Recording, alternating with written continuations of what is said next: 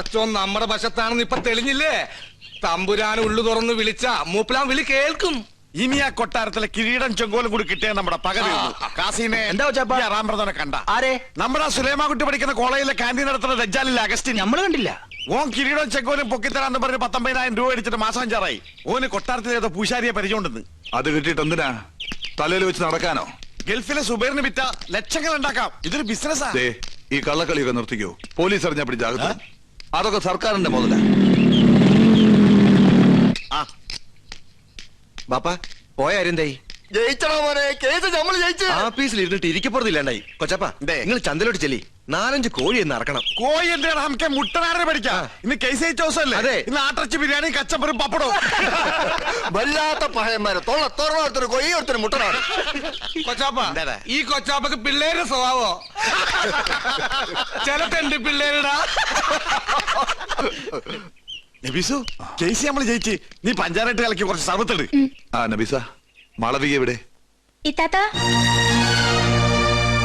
എടീ എല്ലാവരുടെയും സന്തോഷം കണ്ടില്ലേ? കേസ് നമ്മൾ ജയിച്ചു. എന്റെ അച്ഛൻ തോറ്റു അല്ലേ? കണ്ട തന്തേനെയും ബന്ധുക്കളെ ഇപ്പോഴും മറക്കാൻ കഴിയില്ലെന്ന് മനസ്സിലായില്ലേ? ഇതാണ് രക്തബന്ധം എന്ന് വെച്ചാല്.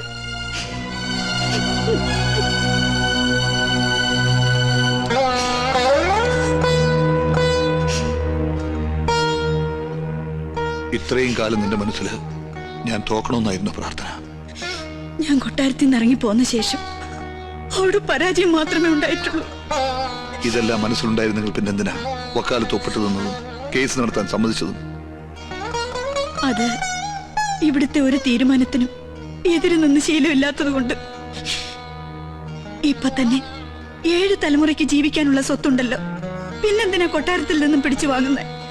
നമുക്ക് ഒരൊറ്റ മോനല്ലേ ഉള്ളൂ. എടീ എന്റെ ഈ കാലിന് വില പറയുകയാണ് ഞാൻ. നിന്നെ സ്നേഹിച്ച കുറ്റത്തിന് എന്റെ ഈ കാല് തല്ലി ഓടിക്കുമ്പോ അരുതേ എന്ന് ഞാൻ കേണപേക്ഷിച്ചു. അന്ന് കൊട്ടാരം തമ്പുരാക്കന്മാരുടെ ഒന്നും കണ്ണിൽ ചോര ലവലേശം പോലും ഇല്ലായിരുന്നു. ആ കൊട്ടാരത്തിന്റെ അടിത്തറ കൂടി ഈ മുറ്റത്തെത്തിയാൽ അന്ന് ഈ കണക്ക് ഞാൻ തീർക്കും. അതുവരെ അവസാനിക്കില്ലൊന്നും. നിന്റെ കൈയും പിടിച്ച് അന്ന് ഞാൻ ഈ മുറ്റത്ത് വന്ന് കയറുമ്പോ സമുദായ പ്രമാണിമാർ പറഞ്ഞു നിന്നെ ഇസ്ലാമാക്കണമെന്ന്. ഞാൻ നിന്നെ നിർബന്ധിച്ചോ? എന്നെങ്കിലും നീ അമ്പലത്തിൽ പോണത് ഞാൻ തടഞ്ഞിട്ടുണ്ടോ? തിരുവാതിരയും വിഷുവും ദീപാവലിയും നമ്മൾ ഒന്നിച്ചല്ലേ ആഘോഷിക്കാറ്? ഞാനൊന്നും മറന്നിട്ടില്ല. ഒന്നും മറക്കാതിരിക്കാനാ പറയുന്നത്. കോടതി വിധി പ്രകാരം കിട്ടിയ സ്വത്ത് എനിക്കും എന്റെ മകനും അനുഭവിക്കാനല്ല, അപമാനിക്കാനാ. കൊട്ടാരക്കെട്ടിലെ തമ്പുരാക്കന്മാരെ അപമാനിക്കാൻ മാത്രം എനിക്ക് നിന്നോട് പറയാൻ ഒന്നേ ഉള്ളൂ. തടയരുത്. ഇതിലിപ്പോ അത്ര ദുഃഖിക്കാനൊന്നുമില്ല. ഹൈക്കോടതിന് മുകളിൽ വലിയൊരു കോടതി അങ്ങ് ഡൽഹിയിലുണ്ടല്ലോ. ഇനി നമ്മുടെ അടുത്ത നീക്കം അങ്ങടായിക്കോട്ടെ. എന്തേ വേണ്ട. കേസും കോടതിയും ഈ വിധിയോടെ അവസാനിച്ചു. ഇനി ഏത് കൊടികെട്ടിയ വക്കീല് വന്ന് സുപ്രീം കോടതിയിൽ വാദിച്ചാലും ജഡ്ജ്മെന്റ് ഇത് തന്നെ ആയിക്കൂടുന്നുണ്ടോ? വയ്യ. ഭഗവാന്റെ വിധിനിശ്ചയം മാറ്റിവെക്കാനാവില്ലല്ലോ. മക്കൾക്ക് അവകാശപ്പെട്ടത് അവർക്ക് കൊടുക്കണം. അവിടെ മാനുഷിക വൈരത്തിന് പ്രസക്തിയില്ല. സ്വത്ത് നഷ്ടപ്പെടുന്നതിലുള്ള ദുഃഖമല്ല, തലമുറകളായുള്ള ഈ കൊട്ടാരവും സ്ഥലവും കീറി മുറിക്കുന്നത് കാണേണ്ടി വരുമല്ലോ ഓർത്തിട്ടാ. അന്നേ അവന്റെ തലയറക്കേണ്ടതായിരുന്നു. അന്നും അച്ഛനായിരുന്നു എതിർപ്പ്. അന്ന് തലയറുത്തിട്ടാൽ നഷ്ടപ്പെട്ട മാനം തിരിച്ചു കിട്ടുമായിരുന്നോ? ഒരു വിധവയെ കൂടെ ചീത്തപ്പേരിനോടൊപ്പം പോറ്റേണ്ടി വന്നേനെ. വിധിപ്രകാരം നടപ്പിലാക്കിയാൽ ഔട്ട് ഹൗസും അതിന്റെ ചുറ്റുവട്ടവും അവരുടേതാവും. അവിടെ മുസ്ലിങ്ങൾ വന്ന് താമസം തുടങ്ങും. പിന്നെ ഇറച്ചിയായി മീനായി. ഇപ്പൊ തീതി നിന്ന് ഞാനാ എന്റെ മോളെ കുറിച്ച് ഓർത്തിട്ട്. ഞങ്ങൾക്കാർക്കും ഗോപികമ്മയുടെ കാര്യം ഓർത്തിട്ട് വിഷമമില്ലെന്നാണോ? എത്ര ആലോചനകൾ മുടങ്ങി. ഇനി ഈ പൂമുഖത്തേക്ക് കൊള്ളാവുന്ന ഒരു രാജകുടുംബത്തിൽ നിന്നും ആലോചനകൾ വരില്ല എന്ന് ഉറപ്പുമായി. ഓ, എല്ലാം അറിഞ്ഞിട്ട് തന്നെയല്ലേ വലിയ കോയിക്കിൽ നിന്നും ആലോചന വന്നത്. അത് കോടതി വിധിക്ക് മുമ്പ്. കോടതി വിധി മുൻകൂട്ടി കണ്ട് കല്യാണം മുടങ്ങാതിരിക്കാൻ ഞാനൊരു അതിബുദ്ധി കാണിച്ചിട്ടുണ്ട്. കാര്യങ്ങൾ പറഞ്ഞ് മനസ്സിലാക്കി അവരെ ഇങ്ങോട്ട് കൂട്ടിക്കൊണ്ടുവരാൻ ഞാൻ നമ്മുടെ പരശുമൂരി അങ്ങോട്ട് അയച്ചിട്ടുണ്ട്. നന്നായി. ഇതെങ്കിലും മുടങ്ങാതിരുന്നാ മതിയായിരുന്നു. വിഘ്നേശ്വര, തടസ്സങ്ങളൊക്കെ നീക്കി തരണേ. തമ്പുരാട്ടി കുഞ്ഞിന്റെ കല്യാണാലോചന എത്തവണയും മുടക്കി. മഹാപാപം. ചെയ്ത പാപത്തിന് പരിഹാരമായി കൊട്ടാരൻ ദേവിക്ക് 5 വെടിവഴിപാടും കഴിച്ചിട്ട് നോ വന്നിരിക്കണത്. എന്നാലും നിങ്ങൾ എന്തിനാ കല്യാണം മുടക്കിയത്? കൊട്ടാരമക ക്ഷേത്രത്തിൽ പൂജാരി എന്ന പോസ്റ്റുമായി ദേവി പൂജ ചെയ്യാൻ തുടങ്ങിയിട്ട് വർഷം 16 കഴിഞ്ഞിരിക്കണു. ഒരു തികഞ്ഞ ദരിദ്രവാസിയായ നമ്മെ ഇപ്പൊ ദേവി ഒന്ന് കടാക്ഷിച്ചു. അതും നല്ല ബുദ്ധി തന്ന. എന്തു ബുദ്ധി? കേട്ടോളൂ, ഈ കല്യാണം കൂടി മുടങ്ങിയ വാർത്ത കൊട്ടാരത്തിൽ അറിയുമ്പോ അവരാകെ ഒന്ന് പതറും. മനസ്സ് പതറുമ്പോ കവടി നിരത്തും. കവടി നിരത്തിയാൽ ഫലം ശത്രുദോഷം, പരിഹാരം പൂജ. കൊട്ടാരം പൂജാരിയെ നോമതി യാഗമാക്കി മാറ്റും. ഒരു സ്വയംവര യാഗം, അതിലാണ് നമ്മുടെ രാജയോഗം. നോം ലക്ഷങ്ങൾ അടിച്ചു മാറ്റും. ഈ 5 ഏക്കറും വീടുന്നോ സ്വന്തമാക്കും. ഇവിടെ നിന്നെ നോം രാജ്ഞിയാക്കും. അതുവരെ നിങ്ങളെ ജീവനോടെ വെച്ചേക്കോ ഈശ്വര. എന്താ ഈശ്വരൻ നമ്മെ കൊല്ലൂന്ന് നിന്നോട് പറഞ്ഞുവോ? ഈശ്വരനല്ല കൊല്ലാൻ പോണത്. നിങ്ങൾ കൊട്ടാരത്തിൽ നിന്ന് കട്ടുകൊടുക്കാന്ന് പറഞ്ഞ കിരീടവും ചെങ്കോലും ചോദിച്ച് ആ അഗസ്റ്റ് വീണ്ടും ഇവിടെ വന്നിരുന്നു. എന്നിട്ട് അവൻ എങ്ങോട്ട് പോയി? കൊട്ടാരത്തിലേക്ക്. കൊട്ടാരത്തിലേക്കോ? എന്റെ ദേവി! അഗസ്ത്യ! വീട്ടിൽ വന്നിരുന്നോ? പിടിച്ചു നിർത്ത്. നിയന്ത്രണം പോയി. നോക്കട്ടെ, ഇത് കുഴിയാണല്ലോ.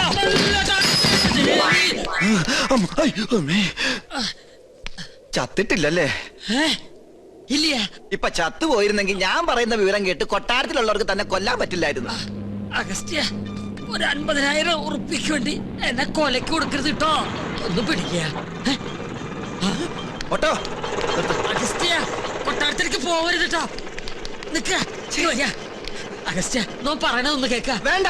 അയ്യോ, താനൊന്നും പറയണ്ട. കുറെ കാലമായി താനിത് പറയുന്നു, കുറെ കാലമായി ഞാനിത് കേൾക്കുന്നു. ഇന്ന് എനിക്ക് രണ്ടിലൊന്നും അറിഞ്ഞു പറ്റും. ഇത്രയും കാലം പറഞ്ഞ പോലല്ല. എന്തിനും പരിഹാരം ഉണ്ടാക്കാം. ഉറപ്പാണോ? ഉറപ്പാ. എന്നാ പോ. എടോ, തന്നോടല്ല, നമ്മുടെ വണ്ടി പോകാനാ പറഞ്ഞത്. ഒന്നുകിൽ താൻ കൊട്ടാരത്തിൽ നിന്ന് മോട്ടിച്ചേരാൻ തന്നെ കിരീടവും ചെങ്കോലും, അല്ലെങ്കിൽ താൻ അതിനായി എന്റെ കയ്യിൽ നിന്ന് വാങ്ങിച്ച 50,000 രൂപ എനിക്ക് ഇപ്പൊ കിട്ടണം. സാവകാശം വേണം.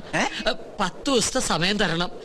ദൈവത്തോർത്ത് സമ്മതിക്കുക. ദൈവത്തെ ഓർത്ത് 10 ദിവസത്തിനുള്ളിൽ കിരീടവും ചെങ്കോലും ഹാജിമാരുടെ കയ്യിൽ ഏൽപ്പിച്ചില്ലെങ്കിൽ പിന്നെ എനിക്ക് കോളേജിൽ ക്യാൻറ്റീൻ നടത്താൻ പറ്റില്ല. എനിക്ക് വീടും പറമ്പും മേടിക്കാനും പറ്റില്ല. തരാ ഉറപ്പ. സമാധാനായിട്ടിരിക്കുക. ഗോപികമോൾ ആകെ ദേഷ്യത്തിലാ. ഈ അണിഞ്ഞൊരുങ്ങൽ അവസാനത്തെ അന്ന് അവള് പറയണേ. ഇനി വയ്യ അത്ര ഒരു പ്രദർശന വസ്തുവായിട്ട് നിൽക്കാൻ. ഗോന്നാരെ വലിയ കോയിക്കിലേക്ക് വിളിച്ച് അവര് പുറപ്പെട്ടോ ഇല്ലയോ എന്ന് അന്വേഷിക്കാം. വേണ്ട, മുടക്കി. ആര്? അല്ല, മുടങ്ങി. അതും മുടങ്ങി. കാര്യങ്ങൾ പറഞ്ഞ് മനസ്സിലാക്കി അവരെ കൂട്ടിക്കൊണ്ടുവരാനല്ലേ തന്നെ പറഞ്ഞയച്ചത്. നമ്മെ കൊണ്ട് ചെയ്യാൻ പറ്റുന്നതൊക്കെ നാം ചെയ്തു. ഉദയപുരം കൊട്ടാരവുമായി ഒരു ബന്ധവും അവർക്ക് സ്വീകാര്യമല്ലത്രേ.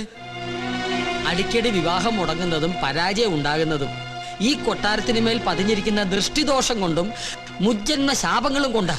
അത് മാറ്റിയെടുക്കാൻ യാഗവും പൂജയും നടത്തണമെന്ന് പലയാവർത്തി നാം പറഞ്ഞിട്ടുള്ളതല്ലേ? കേട്ടുവോ? സമയം ഇനിയും വൈകിട്ടില്ല. 41 ദിവസം 101 കാർമ്മികരുടെ സാന്നിധ്യത്തിൽ ഒരു സ്വയംവരയാഗം. ചെലവ് നിസ്സാരം, 10 ലക്ഷം രൂപ. ഫലമോ സർവൈശ്വര്യങ്ങളും. അതും നോം നടത്തിയാൽ ഫലം നിശ്ചയം. പൂജ, യാഗം തുടങ്ങിയ അന്ധവിശ്വാസങ്ങൾ കൂടെ പൊറപ്പിച്ച പല രാജകുടുംബങ്ങളും തകർന്നിട്ടുള്ളത്. ഇവിടെയോ ഇതൊന്നും നടത്താതെയും കൊട്ടാരത്തിൽ ഒരു പൂജാകർമ്മം നടന്നിട്ട് വർഷങ്ങൾ കഴിഞ്ഞിരിക്കണു. ഒരുപക്ഷെ അതിന്റെയൊക്കെ ഫലമാണോ എന്തോ ഗോവയ്ക്ക് ശേഷം ഒരു കുഞ്ഞിക്കാല് കാണാനുള്ള ഭാഗ്യം ഇവിടെയുള്ളവർക്ക് ഇല്ലാതായത്. ഗോന്നാരെ, ഗുരുവായൂരിന്ന് വാസുദേവ നമ്പൂരിയെ വരുത്തുക.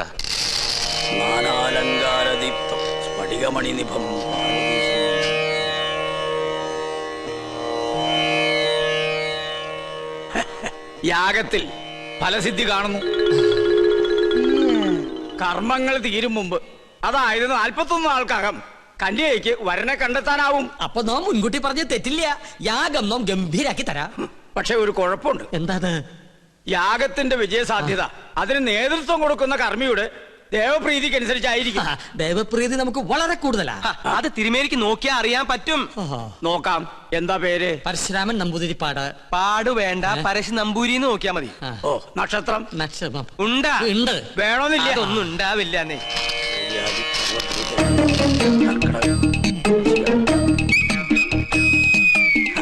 തിരുമേനിക്ക് എനിക്ക് ദേവപ്രീതി അശേഷം.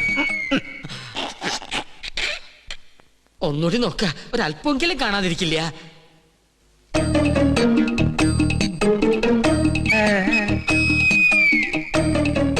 എനിക്ക് ഒരിക്കൽ ഗണിച്ചാ മതി, തെറ്റില്ല. അങ്ങോട്ട് മാറി നിൽക്ക. ദേവപ്രീതിക്ക് വഴിപാട് എന്നാ പിന്നെ ഇത് വഴിപാടായിട്ട് ഇത് പിടിക്കട്ടെ. എന്റെ ഭഗവാനെ, വേറെ ആരുണ്ട്? പണ്ടി കൊട്ടാരത്തിൽ ഒരു യാഗം നടത്തിയത് മണിമല മാണിക്യം ചെറിയ കൊട്ടാരത്തിൽ ബ്രഹ്മദത്തൻ നമ്പൂരിയാ. ആള് ബഹുകേമൻ, പക്ഷെ ജീവിച്ചിരിപ്പില്ല. ജീവിച്ചിരിപ്പില്ല. അദ്ദേഹത്തിനൊരു മകനുണ്ട്. ഇല്ല. ഞാൻ ഓർക്കണോ, അന്ന് അദ്ദേഹത്തോടൊപ്പം ഇവിടെ വരാറുള്ള 8 വയസ്സുകാരൻ കുസൃതി പയ്യൻ. എന്താ അവന്റെ പേര്? ഓർമ്മയില്ല. ഓർമ്മയുണ്ട്. ഉണ്ണികൃഷ്ണൻ. ആ, അത് തന്നെ. യാഗം പിള്ളേര് കളിയല്ല. അതിന് ഉണ്ണികൃഷ്ണൻ ഇപ്പൊ കൊച്ചുകുട്ടിയൊന്നുമല്ലല്ലോ. ഓരോ വർഷം കഴിയും തോറും ഓരോ വയസ്സ് കൂടെയല്ലേ എന്റെ മണ്ടൻ നമ്പൂരി. നിർത്തുക. അച്ഛന്റെ പാരമ്പര്യം ഉണ്ണിക്ക് കിട്ടാണ്ടിരിക്കോ? ചിലപ്പോ പേര് കേട്ട ഒരു പൂജാരി ആയിരിക്കും ആ കുട്ടി. നോക്കാം. കർക്കടകം, വൃശ്ചികം. ഇതിനു മേൽ മറ്റൊന്നും കാണുന്നില്ല. അത്രയ്ക്ക് കേമം. ഒന്നുകൂടി ആലോചിച്ചിട്ട് വേണ്ട, ഗോന്നേരെ ഉടനെ ഉണ്ണിയെ കൊട്ടാരത്തിൽ എത്തിക്കണം. ആ മാന്തിക്കണ്ട, പുറപ്പെട്ടോളൂ. ഗൗളി ചലച്ചു. വടക്ക് കിഴക്ക്. ആളെ കണ്ടെത്താൻ ഇത്തിരി പ്രയാസപ്പെടും. അപ്പൊ പിന്നെ പോണോ? പോണം.